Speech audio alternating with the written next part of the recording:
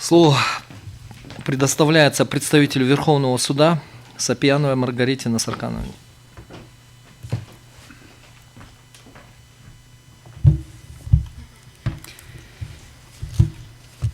Здравствуйте, уважаемый суд.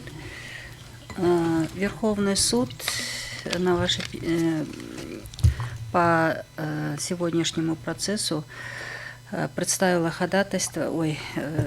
позицию по ходатайству Алиева и Османалиевой о проверке конституционности пункта 7 статьи 216 КПК, что оно не противоречит нормам Конституции. Закон различает два вида приостановления производства по делу: обязательное и факультативное, перечень оснований которых являются исчерпывающими. И в данном случае суд должен установить, что проверяемый нормативный правовой акт или его структурный элемент в Конституционном суде может быть положен в основу решения суда по делу, и в связи с чем суд, как уже до этого тоже отметили, должен определить, какое значение имеет решение суда, и если невозможно рассмотреть его до разрешения данного дела в Конституционном суде, он обязан приостановить. Здесь превалирует норму 215 статьи. Но, однако, законодатель, учитывая, что вот этим правом может иметь место, и даже это исходило из судебной практики, что злоупотребление правом лицами, участвующими в деле, злоупотребление процессуальными правами, и которые впоследствии нередко приводит к искусственному затягиванию. И с учетом этого дали, скажем, дискрецию суда, то есть чтобы суд определил, в каких случаях суд может рассмотреть дело. То есть вы можете сразу сказать, извините, что перебиваю, вы можете сразу сказать, раз вы говорите о сложившейся практике, да, сколько раз Конституционный суд своими определениями о принятии к производству воспрепятствовал разрешению какого-то дела? Нет. Наверное, на этой почве где-то складывалось такое. У меня таких данных нету, и Конституционный суд никак не может препятствовать. Конституционный суд как раз-таки способствует тому, чтобы объективное разрешение дела было. То есть в конечном итоге это было законное и в том числе и объективное решение. Но, однако, здесь по конструкции Гражданского процессуального кодекса, когда эти нормы вводили, предусмотрен был в таком случае, если, допустим, раз уж 216 статья, да, то есть дает право суда, то есть он может не приостановить, он может дальше рассматривать, но данным процессуальным кодексом предусмотрен институт пересмотра по новым обстоятельствам судебных актов, вступивших в законную силу, в котором одним из оснований для пересмотра вступившего в законную силу судебного акта является признание Конституционным судом несоответствующим Конституции Кыргызской Республики закона или иного нормативного правового акта, на котором основан оспариваемый судебный акт, если к его пересмотру нет иных препятствий.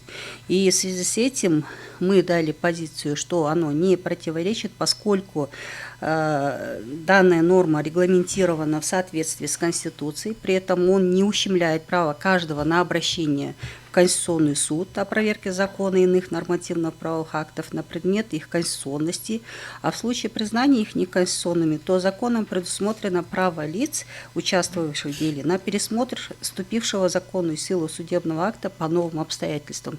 То есть мы исходили из вообще общей конструкции процессуального кодекса.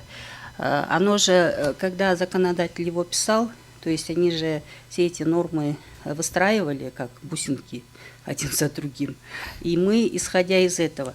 Но в 2020 году, вот когда этого отметили, да, вы тоже задавали вопрос, вот эту пункт 5 признали, на утрату подали, да. Ну, знаете, вот здесь, сейчас я ГПК открою, да, вот, конечно, вопросы есть, естественно, но имеется в виду здесь, если, например, он бы действовал бы, вот этот пункт 5, да, обнаружение судом неопределенности, вопрос соответствия закона или иного НПА, примененного или подлежащего применению в данном деле, Конституция Кыргызской Республики, направление по этому поводу запроса, Конституционный, сейчас Конституционный суд Верховного суда Кыргызской Республики. Вот мы тоже этот вопрос обсудили, естественно, когда готовились. Почему его на утрату дали? Если исходить из 4 пункта, да, то получается, что если в совокупности 215 и 216 вместе, если рассматривать, получается, что суд обязан приостановить только если судья обратился с запросом. А если, например, стороны обратились, то получается это уже дискреция суда, да, автоматически. А если вот сейчас, получается, мы вот эту на утрату подали, 4 пункт есть, невозможность рассмотрения данного дела до разрешения другого дела, рассматриваем в порядке конституционного, гражданского, административного, уголовного или в административном порядке. То есть, исходя из этого, то есть пришел баланс. То есть не только когда судья обращается с запросом, но и тогда, когда, допустим, стороны обратились. Тогда, получается, это обязанность суда приостановить. Но здесь вот право суда приостановить производство, вот там тоже сидит вот эта норма, которую мы сейчас вот обсуждаем, скажем так. Это, видимо, законодатель усматривал то, что, может быть, какие-то еще могут быть какие-то обстоятельства, что дает суду приостановить. Ну, то есть, у вас есть такая практика? Вот скажите, да, на самом деле, чтобы вот далеко, пока мы не ушли от темы разговора, да, в каких случаях это должно становиться обязанностью? Хорошо, вы частично ответили, что это запрос. Хотя, например, там конкретно норма до этого была, которая касалась судейского запроса. Правильно, да? Ее как бы, в общем-то, упразднили эту норму, да?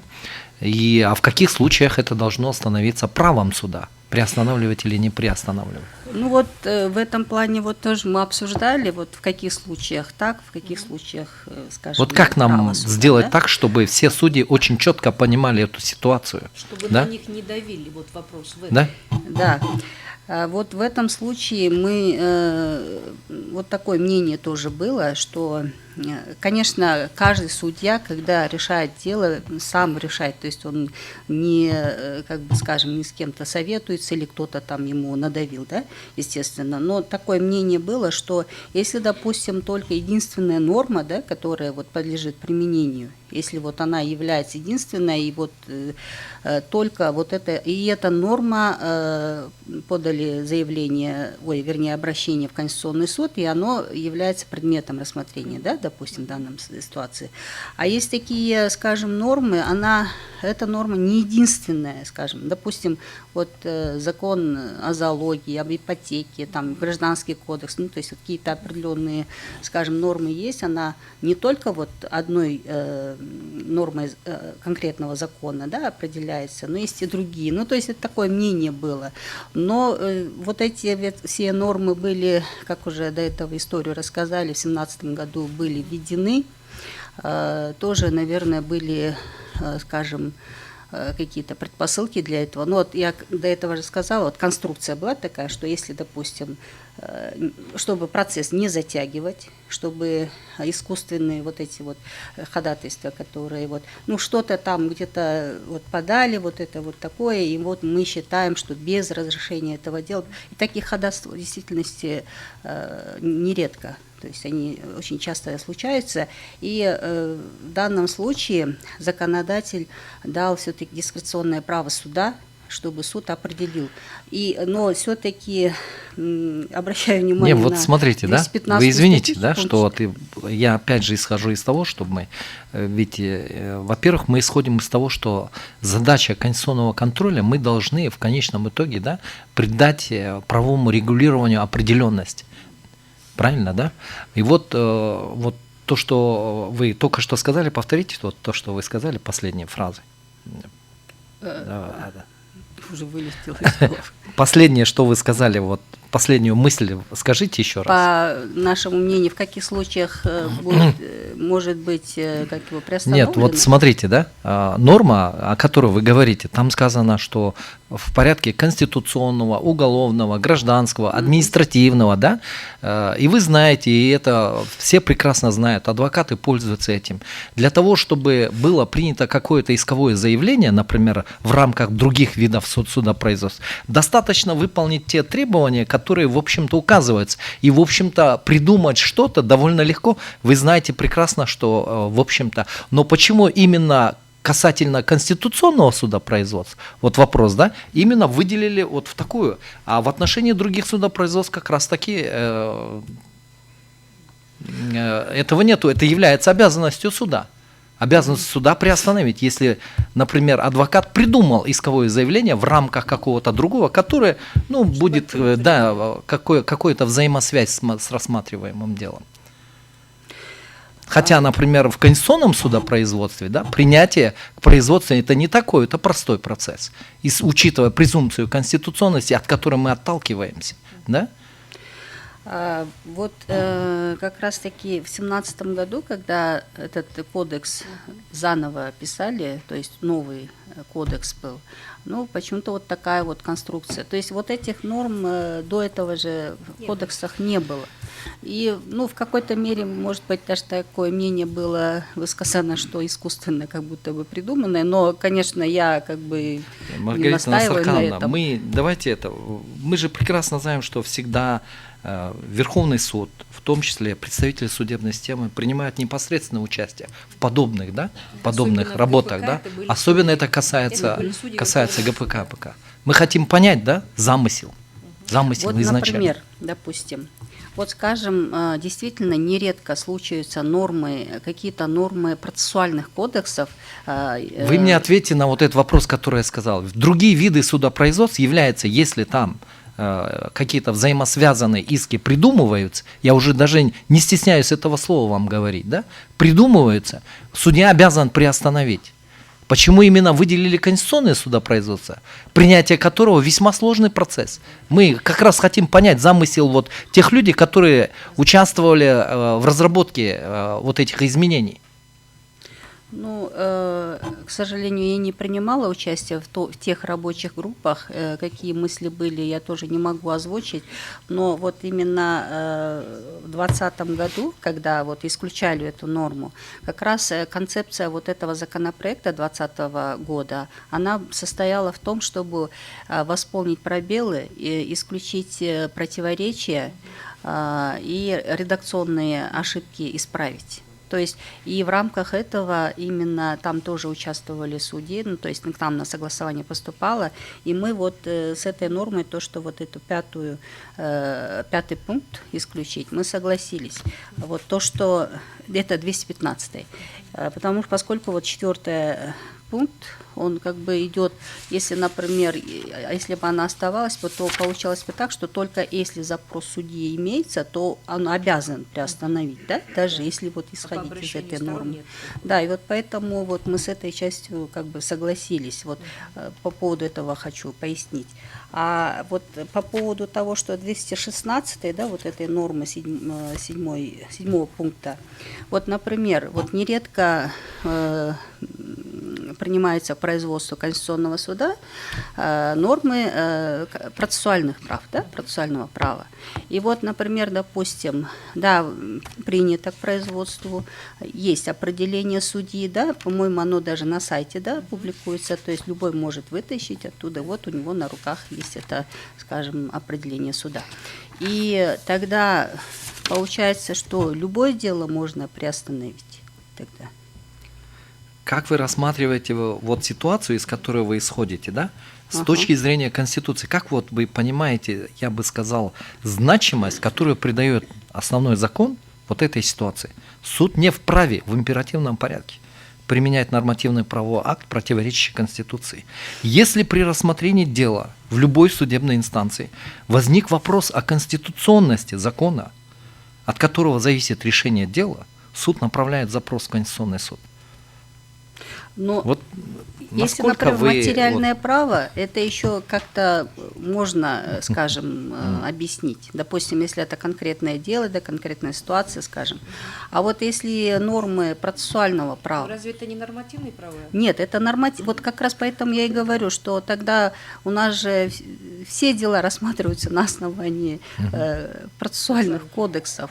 И тогда что, мы должны все дела приостановить до разрешения, до вынесения... Мы как раз у вас об этом, в вашем Нет, мнении вот узнаем. поэтому и вот нет, как раз таки поэтому я и говорю, что вот эта ничего, 216 это ничего страшного. статья, Это вот не этот такое. пункт 7, право суда, вот поэтому и, видимо, было введено для судов, что он будет определять, вот он будет иметь значение, да, имеется ли здесь основание для приостановления. И вот определив это, он примет решение с учетом всех обстоятельств, с учетом мнений сторон. То есть одна сторона, может, допустим, заявила. Но иногда такое бывает, что, допустим, какая-то норма процессуального кодекса даже или другого материального права, да, даже не будем прицепляться к этому конкретно процессуальному праву, допустим, есть аналогичные дела. Даже по всей республике, допустим, таких дел тысячи иногда бывает, какой-то, допустим, земельный спор или еще что-то. Но судьи уже все в курсе, что вот поступил запрос. Вот по аналогичным делам есть случаи, когда все приостанавливаются, эти дела, до разрешения. Но это, я считаю, правильно, вот так и должно быть. И тогда будет единая практика, потому что все Конституционный суд сказал, или противоречит, или не противоречит. Если противоречит, то мы, естественно, ждем, если надо будет, то до внесения изменений. Вот, например, такой случай был, когда вот по кодексу о нарушениях, ну, который сейчас стало о правонарушениях, то когда суды, нам пришлось ждать, пока внесли изменения.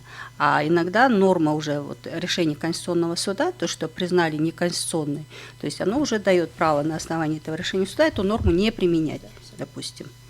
Ну, вот вообще по теории так. А так, если, допустим, эту норму, скажем так, если вы признаете, что оно противоречит Конституции или какие-то надо коррективы вносить, ну, может, так и надо. То есть ваша позиция меняется?